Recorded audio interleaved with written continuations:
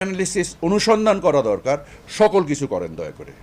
But দয়া করে বাংলাদেশের ট্রাভেল এজেন্সি সেক্টরে যে নৈরাজ্য বিরাজ করছে, বিমানে যে নৈরাজ্য বিরাজ করছে, সেই ব্যাপারে দয়া করে অনুসন্ধান করুন। এমন কিছু করুন যেন গরিব মানুষগুলোর উপকার হয়, যারা এই গরিব মানুষগুলোকে চুষে খাচ্ছে, যারা এই গরিব মানুষকে সর্বশান্ত করছে, 30,000 টাকার টিকিট 1 লাখ টাকায় বিক্রি করছে। আপনারা সেই অনুসন্ধান করেন না, আপনারা অনুসন্ধান করছেন আমার আকিজ এয়ার নিয়ে, যেটার সাথে আমার কোনো সম্পর্ক নেই। আমি তো বলে দিলাম আমার কোম্পানির নাম আকিজ বশির এভিয়েশন। এতটুকু তথ্য আপনি খুঁজে বের করতে পারেননি?